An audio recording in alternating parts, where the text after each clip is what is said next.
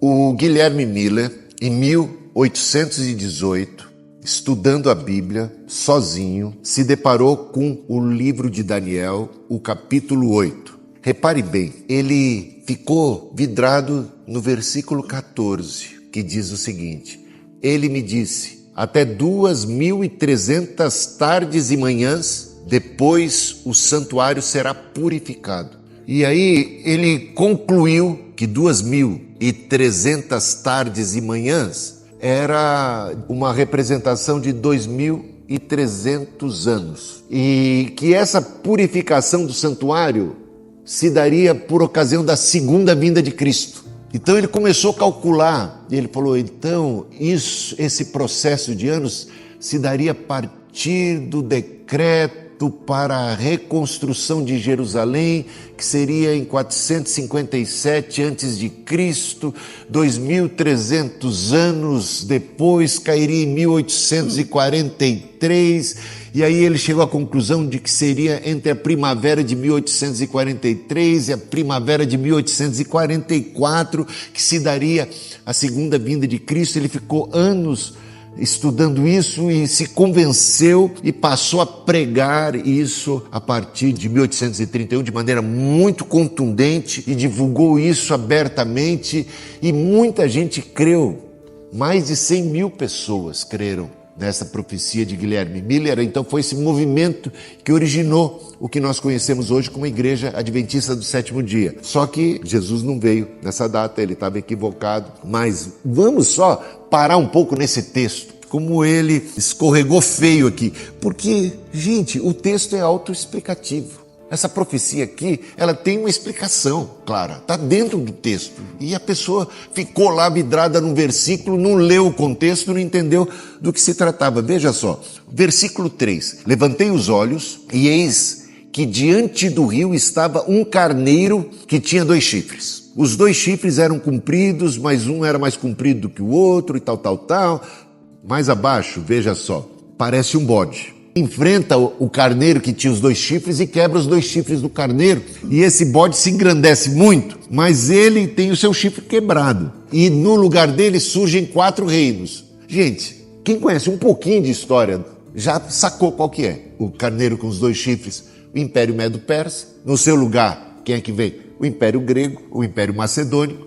Alexandre o Grande, ele é o grande chifre que é quebrado. E no seu lugar, 4 generais, 4 reinos, e um desses 4 generais é que vai ser o Antíoco Epifânio, que vai perseguir os judeus, que vai, por 2.300 tardes e manhãs, impedir o sacrifício. Você não precisava ser muito gênio para chegar a essa conclusão, porque o texto mesmo diz isso mais abaixo.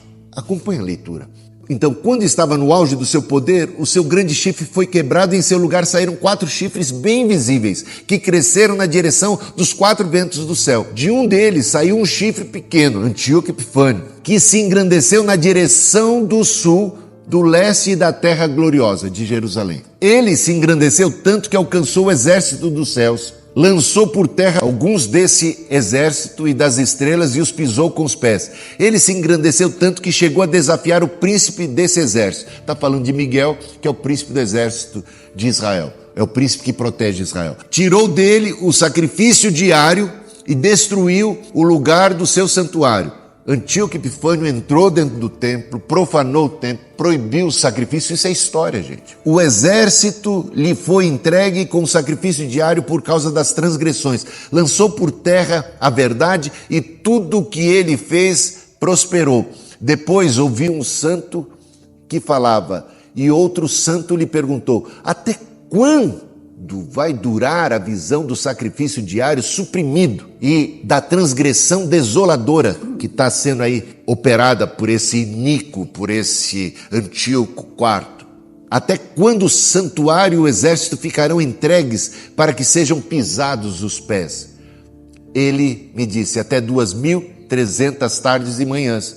Depois o santuário será purificado. Aí que chega nesse ponto. Agora, veja só mais abaixo, o versículo 16, o finalzinho. Gabriel, explique a visão. Ele está pedindo explicação. E agora vem a explicação. E aí fica muito ruim para o Guilherme Miller, porque a explicação, se ele não tinha entendido algo que, da perspectiva nossa histórica, é claro, é evidente? Fica muito mais claro agora com a explicação. Veja, versículo 18. Ele ainda falava comigo quando caí sem sentidos, com o rosto em terra. Ele, porém, me tocou e me pôs em pé e disse: eis que vou lhe contar o que há de acontecer no último tempo da ira, porque essa visão se refere ao tempo determinado do fim. Aquele carneiro com os 2 chifres que você viu são os reis da Média e da Pérsia. Gente, só faltou desenhar. O bode peludo é o rei da Grécia. Meu Deus do céu. Ele não precisava nem estudar. Gente, era só ler. Está aqui a explicação. Mas o fundador do Adventismo do 7º dia simplesmente não leu o texto todo ou ignorou propositalmente, sabe quando você vai para o texto e você já tem algo na cabeça, você força o texto a dizer aquilo que você quer entender? Esse é um grande problema. Você não permite que a Bíblia diga. Você não se coloca como um aprendiz, você se coloca como um grande mestre que já chega com uma certa ideia preconceituosa e agora quer fazer com que o texto diga aquilo que você já está convencido. Só pode ter sido algo assim. É absurdo, porque aqui está claro. O bode peludo é o rei da Grécia, é o Alexandre o Grande.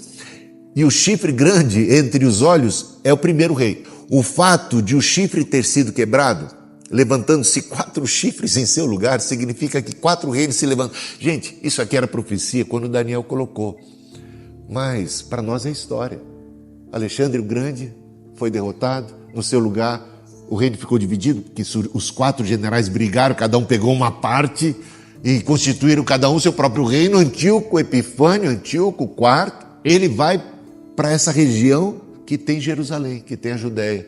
Ele vai invadir Jerusalém, ele vai entrar dentro do templo, ele vai profanar o templo, ele vai barbarizar. E essa opressão, isso aqui tem dias contados. Essa opressão, até em termos de dias, tem um limite estabelecido por Deus. Deus estabeleceu um limite desta tribulação.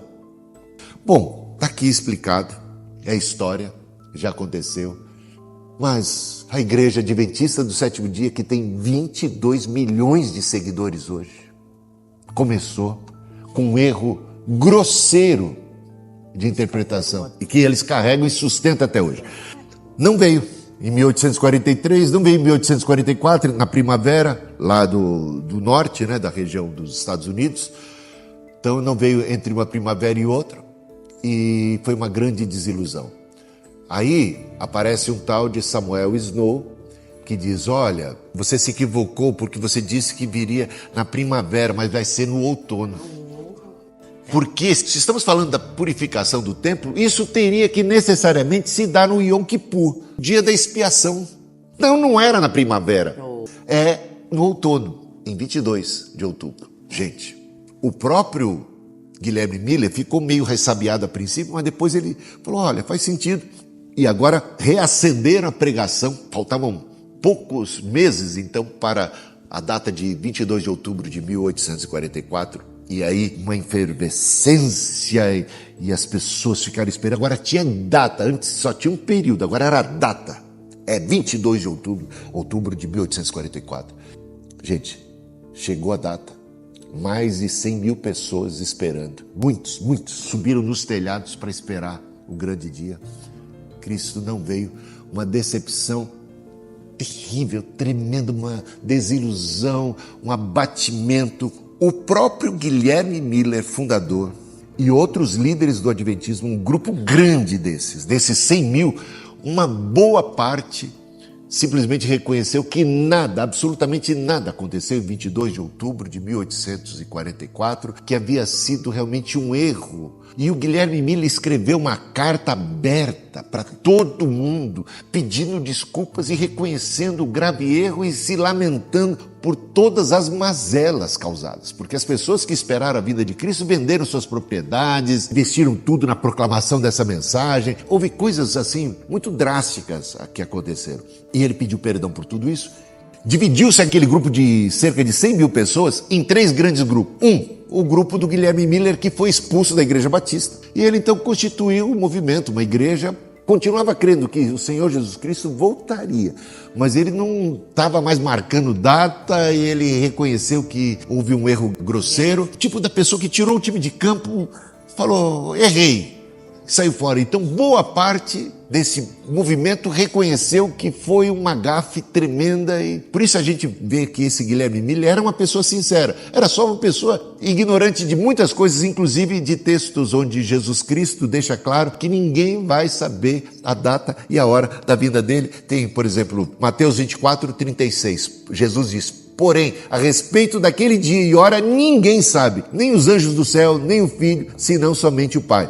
Atos 1, 7. Jesus respondeu para os discípulos que queriam saber os tempos em que se dariam as coisas. Não lhes compete saber os tempos ou as épocas que o Pai estabeleceu pela sua própria autoridade. Portanto, Guilherme Miller e qualquer outra pessoa que tenha pretensão de saber a data da volta de Cristo, saiba, Jesus disse, não vos compete saber a data, ninguém vai saber, ele vem a hora que a gente não sabe. Portanto, outro erro grosseiro, errais por não conheceres as Escrituras e nem o poder de Deus, erro por não conhecer as Escrituras, por não interpretar, por ser orgulhoso, uma interpretação particular da Bíblia. Particular, sabe, ninguém mais tem essa interpretação. Você tem que ser muito arrogante, porque se Deus só está falando com você ao longo de toda a história, você é demais, você é incrível, você tem uma revelação específica que ninguém mais teve.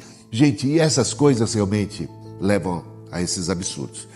Outra parte, também significativa, desses 100 mil, creu que Cristo tinha vindo, mas tinha vindo de maneira espiritual, então a coisa não foi bem assim, então saíram pela tangente, sabe, deram uma espiritualizada nessa segunda vinda de Cristo. Agora, o terceiro grupo é o menor de todos, só 50 pessoas continuaram reafirmando que Cristo veio em 22 de outubro de 1844.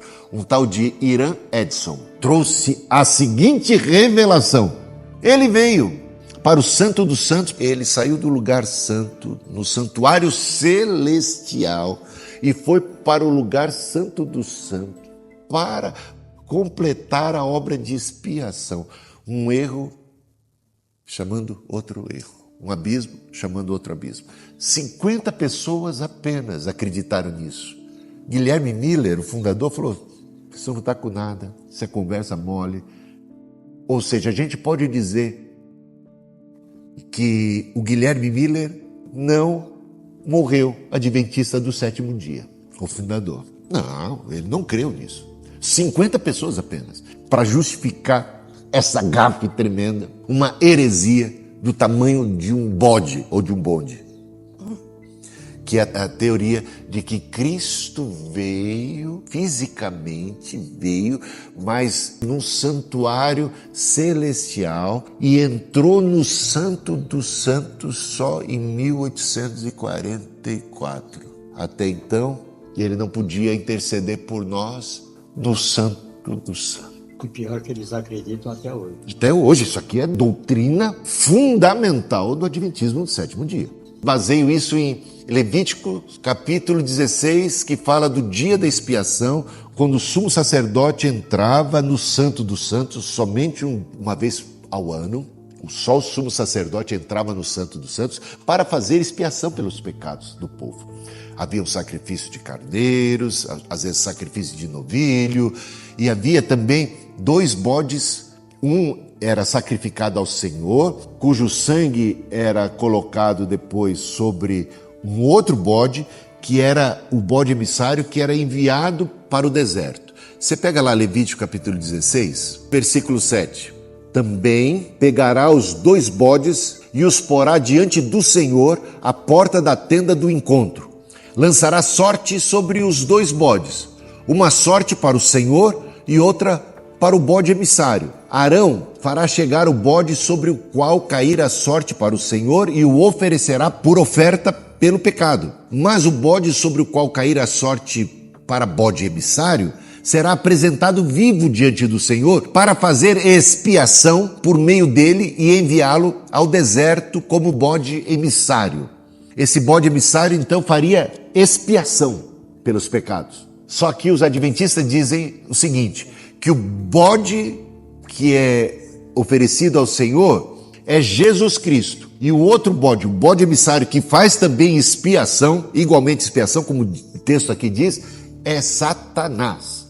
Colocando Jesus e Satanás como coautores, como dois que trabalham em conjunto para a promoção da expiação dos pecados. De forma que, segundo essa doutrina, nós não estamos livres de nossos pecados plena e totalmente, porque a obra de expiação não terminou. Apenas o bode representado por Jesus Cristo foi sacrificado. O bode emissário só será enviado para o deserto no final deste período de juízo investigativo em que Jesus está nesse Santo dos Santos fazendo intercessão e também julgando as pessoas, julgando o mundo. São juízos preliminares até a sua segunda vinda. Na sua segunda vinda, os nossos pecados serão definitivamente postos sobre Satanás, este bode emissário, que é responsável pela origem de todos os pecados, e aí sim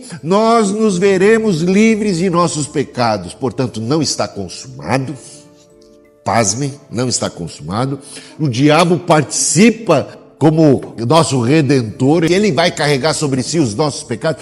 Aquilo de Isaías, que Jesus carregou sobre si os nossos pecados, não, quem vai carregar os nossos pecados é o diabo.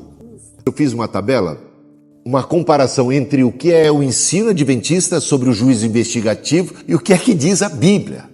Pura e simplesmente, o que a Bíblia diz? Bom, eles dizem que o juízo investigativo começou em 1844, baseado ali em Daniel 8,14. Cristo começou os julgamentos dos crentes e tal, e a sua obra de expiação, que só será completa no final desse período de juízo investigativo com a segunda vinda de Cristo, quando finalmente os nossos pecados serão postos sobre Satanás, e aí a obra de expiação estará plena e completa. Agora, o nosso Senhor Jesus Cristo, quando ele morreu na cruz, o véu do templo se rasgou de alto a baixo, dando a entender que nós já temos acesso ao Santo dos Santos. Não é apenas Jesus, não. Nós já temos acesso ao Santo dos Santos. Por meio do véu que se rasgou, ou seja, da carne de Cristo que foi traspassada, que foi furada, nós temos acesso ao Santo dos Santos. Entremos com confiança diante do trono da graça para receber misericórdia, ajuda, graça em ocasião oportuna. Hebreus capítulo 9, versículo 24,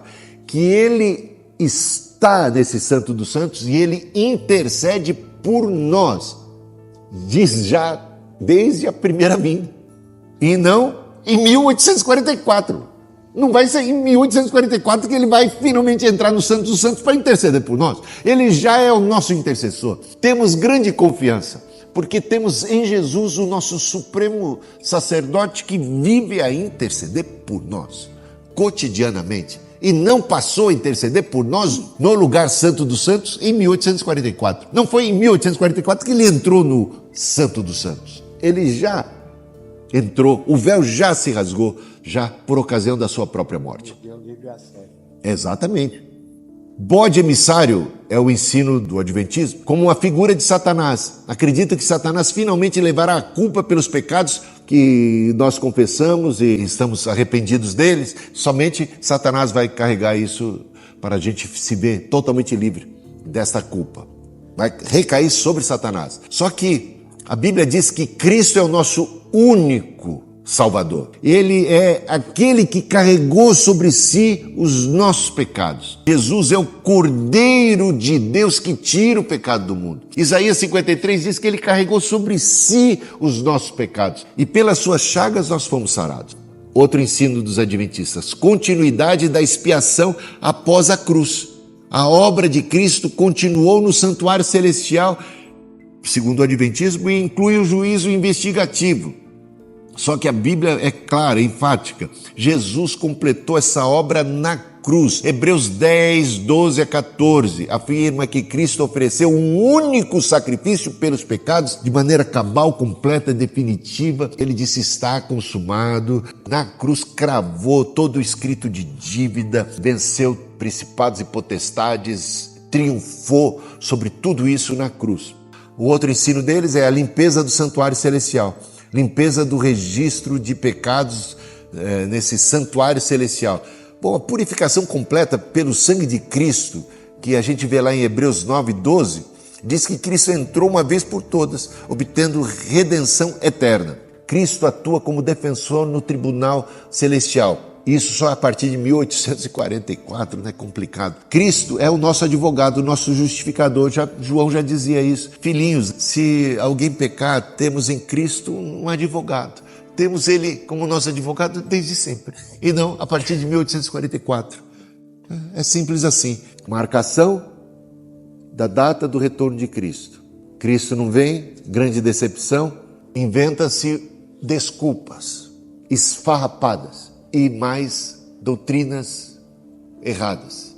Não se reconhece um erro, o próprio fundador reconheceu, uma minoria não reconheceu, e para justificar um grave erro que foi a datação do retorno de Cristo, e ele não veio, em vez de se curvarem aos fatos, inventaram toda uma teoria que nada tem de bíblica, a não ser invencionice pura, para justificar o injustificável. Cristo não veio e ponto final. E não se sabe a data em que vem. Nem Jesus, durante 1800 anos, estava lá no céu, no lugar santo dos santos. Nem ele estava. Ele só passou a entrar em 1844 para poder interceder por nós, para fazer expiação pelos nossos pecados, para completar a obra de expiação que ele não completou, e ainda tem Satanás como coautor dessa redenção e dessa obra expiatória.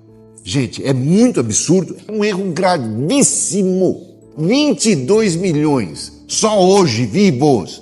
Quantos mais ao longo da história creram nesse absurdo? Ellen White, uma profetisa que com 17 anos nessa oportunidade, desse grande desapontamento em 1844, passou a profetizar e tornou-se a grande profetisa do movimento adventista, escreveu um livro atrás do outro, revelações, justificando essas teorias. A gente leu várias frases da Ellen White semana passada, só vou ler 2 frases dela. No livro O Grande Conflito, que é o livro mais conhecido, página 22. Nosso sumo sacerdote entrou pelo véu para o lugar santíssimo do santuário celestial na conclusão dos 2.300 dias de Daniel 8,14 e ali entrou para realizar a obra final de expiação preparatória para a sua vinda. Já na página 658 ela diz: como o bode expiatório era enviado para uma terra desabitada, assim Satanás será exilado para a terra desolada e inabitada. É o bode emissário. E a página 480 ainda. Antes de sua vinda, Jesus deve completar sua obra em favor da nossa salvação.